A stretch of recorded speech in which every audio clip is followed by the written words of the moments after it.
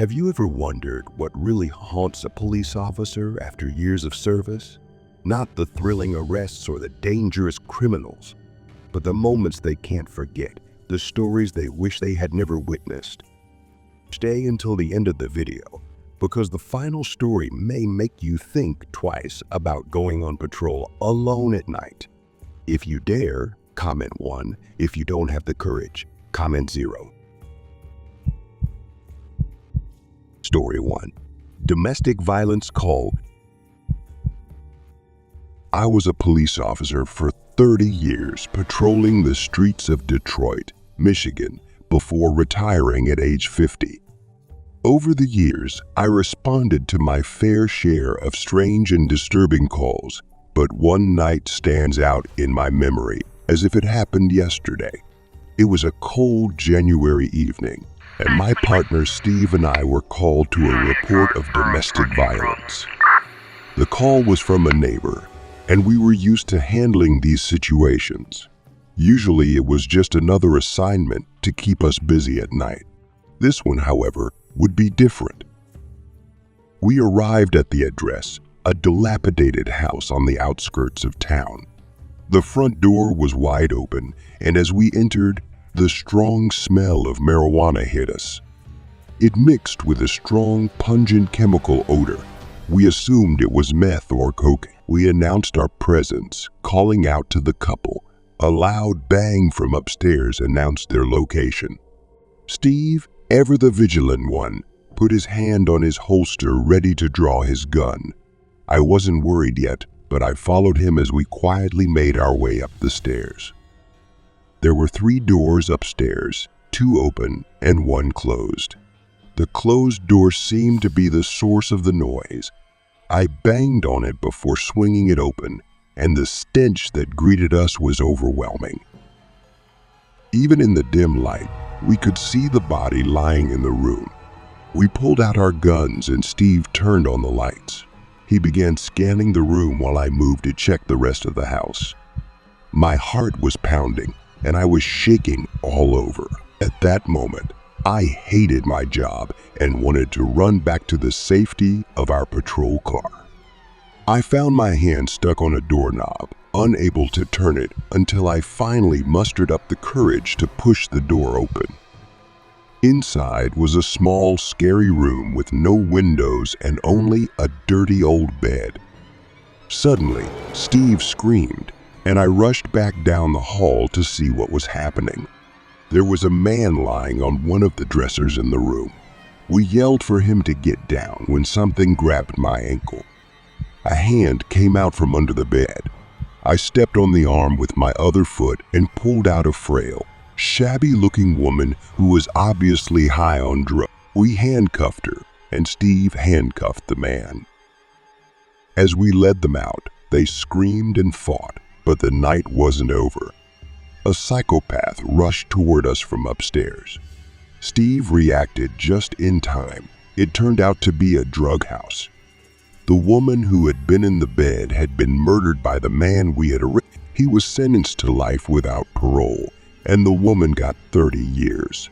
Steve never regretted his quick response, always saying that he had saved the world from one more piece of garbage. Story 2. The Ghostly Hitchhiker. I had been a police officer for 10 years in Charleston, South Carolina, when I had an encounter that still gives me chills. It was a late October night, and I was patrolling a stretch of highway that ran through the city's suburbs, an area known for its ghost stories and haunted legends. The road was long and desolate, with dense woods on either side, and it always felt spooky, especially in the middle of the night. Around 2 a.m., I spotted a figure on the side of the road, giving a thumbs up. I slowed down and stopped, rolling down my window to get a better look. The figure was a young woman, wearing a simple white dress that looked strangely out of date. Her face was pale, and she had a desperate look on her face. "Do you need help?" I asked, leaning out the window. "Can you take me into town, please?" She answered, her voice barely above a whisper. I hesitated for a moment. It was against the rules to drive civilians, but there was something about her that sounded urgent. I decided to let her in, hoping I could at least get her somewhere safer. She climbed into the back seat, and as she did, I noticed how cold it was inside the car despite the heater being on. As we started driving, I tried to make small talk. "What are you doing here so late?" I asked. She said softly, "My car broke down, and I've been walking for hours." "Where did this happen? Maybe I can get someone to tow your car for you." She gave me a vague description of a location a few miles away, but something about her story didn't quite add up. The road she mentioned had been closed for years.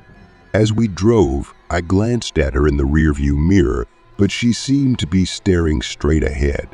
Lost in thought, her presence was unsettling, and the silence in the car grew heavier with each passing mile. After about 10 minutes, we reached the outskirts of town. I pulled into a gas station, thinking it would be a safe place for her to wait while I contacted someone to help her. "We're here," I said, turning to face her. But she was gone. The back seat was empty, and the car was as cold as ever. I jumped out, looked around the gas station and the area around it, but there was no sign of her. It was as if she had vanished into thin air. Confused and a little shaken, I went into the gas station to ask if anyone had seen a young woman in a white dress, but the attendant looked at me like I was crazy. I drove back to the station, still trying to figure out what had happened. That night had changed the way I viewed my job and the world around me. I still patrol that highway, but every time I passed the spot where I picked her up, I couldn't help but glance across the road, half expecting to see her standing there, waiting for another ride that she would never actually take. Story 3. The creepy woman in the abandoned building. One night, I responded to a call in the small village of Cairo, Illinois. A resident had reported noises coming from an abandoned 2-story convenience store across the street. These calls were usually live, often involving teenagers breaking in. I arrived and began searching the building, which was completely gutted except for the counters and shelves mounted on the floor. The lights weren't working, so I had to rely on my flashlight. I checked every hallway downstairs before going upstairs, but found nothing. When I got back to my car, I glanced back at the building and saw a woman with long gray hair standing at a 2nd-story window, smiling down at me. Her smile was creepy. I rushed back inside, not even 10 seconds into the upstairs, but the window was still clear. No one was there. I searched the hallways again, double-checked behind the counter and in the bathroom, but found nothing. Feeling restless, I turned back to the car, but when I looked back out the window, there she was again with that uneasy smile. Determined to find her, I ran inside, running through the aisles. I was about to give up when I noticed something in my peripheral vision. Shining my flashlight, I saw her clinging to the ceiling, her hands grasping at what looked like hooks, her feet propped up against the tiles for balance. Her maniacal smile remained fixed on her face as she looked down at me. I left the building as fast as I could and drove back to the station, my mind reeling, her presence haunting.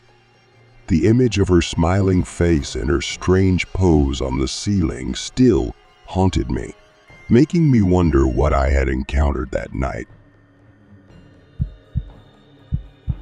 Story 4. Haunted Clinic.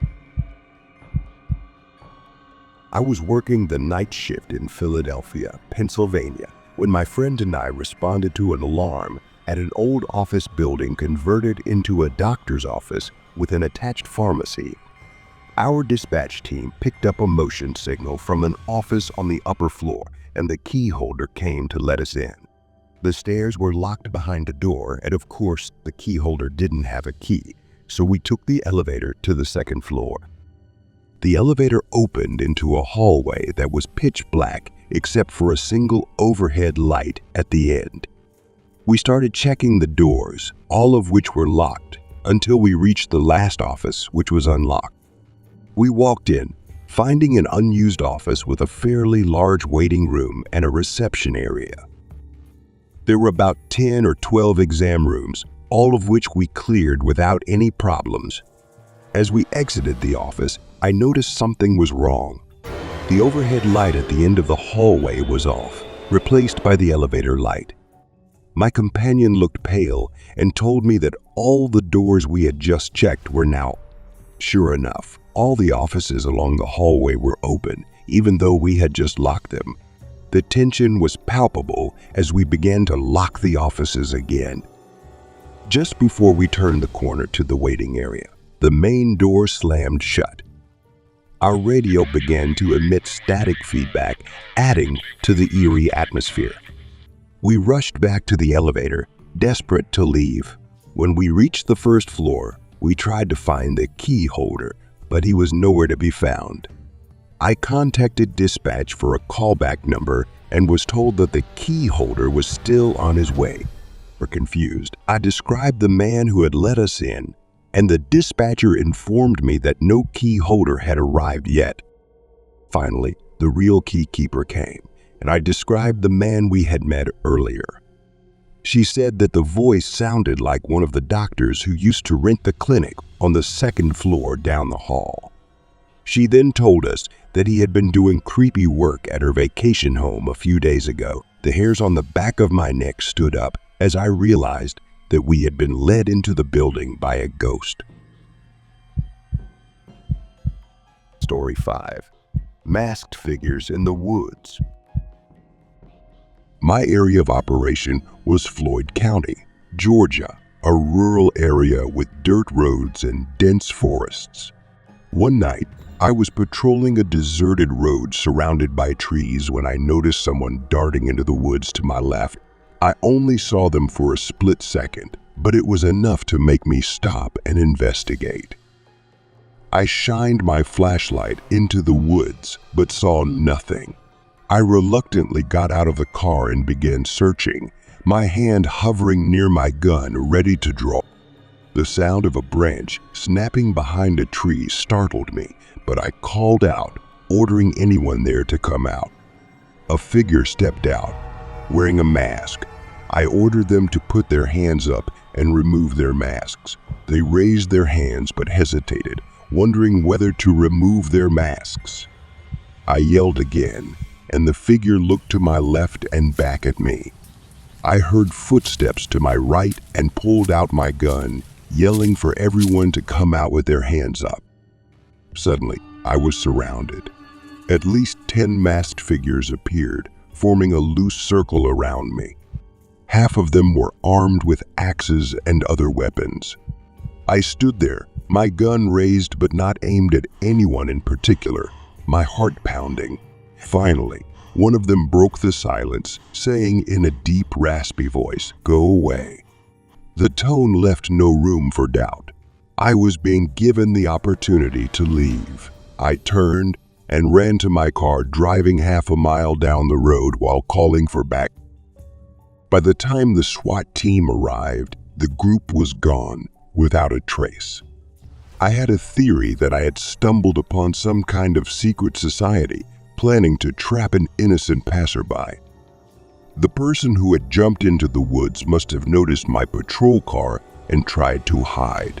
If I weren't a cop, I believe they would have set me up and carried out whatever sick ritual they had planned. The encounter left me shaken, a stark reminder of the potential dangers lurking even in the most rural areas.